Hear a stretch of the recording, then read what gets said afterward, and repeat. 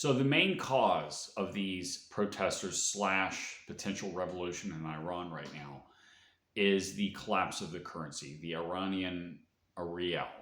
Okay, it is more than a million. I think it's like 1.5 million rial for $1. And what that does when you have a serious downturn in a currency, it's hyperinflation. You have the destruction of people's savings, the destruction of predictability, the destruction of economic stability. And what also happens is this reality asserting itself. See, people have this belief that authority figures, whether it be a leader, government, or whatever, has the capacity to take care of them, right? And we see this all over the world. We see this here in the United States. You see it in every country throughout history. People have this belief that some external authority will take care of them.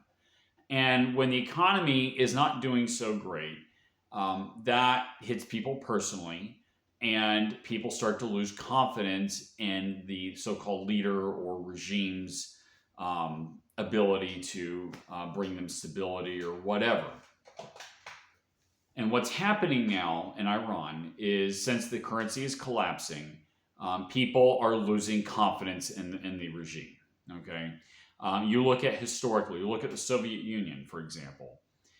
People were under a lot of propaganda in the Soviet Union. They believed that, that at some point the Soviet Union, this socialist paradise, was going to bring them prosperity. It was going to that they will have all this prosperity. There wouldn't be any kind of need for authoritarianism, et cetera, et cetera. But by the 1980s, it became obvious that it had just done the opposite.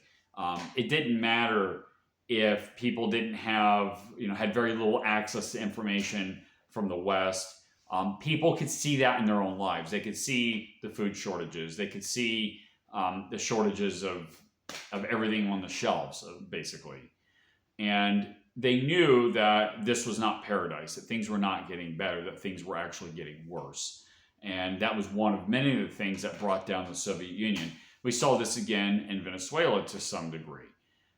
The Venezuelan, I forgot the currency unit, but basically they had hyperinflation, and the Chavez/Maduro regime lost credibility. Maduro lost the last election. Of course, he cheated and was able to stay in power by brute force.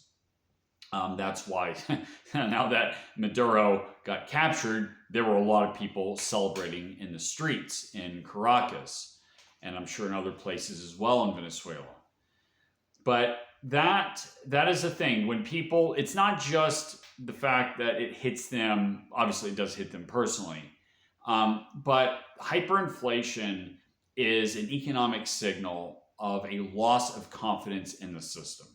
Okay, it's reality asserting itself. People expect that some authority is going to, like I said, bring them prosperity. But the only thing that such an authority can do is not usurp the values, not to tax and inflate at the expense of the population. And authoritarian regimes have a tendency to do just the opposite. They have a tendency to be very parasitic. And authoritarian regimes, again, they're brought into power by people who are like incels and radicals and people, like I said, that expect somebody to take care of them. But again, reality asserts itself, and it goes to show you that no authority figure can do anything to take care of you. You cannot gain values by force. And that's exactly the fallacy of any totalitarian regime, including the one in Iran or the one in Venezuela. It demonstrates that. And it's demonstrating it in real time right now in Iran through hyperinflation, the destruction of the currency, which is essentially the destruction of the entire economy.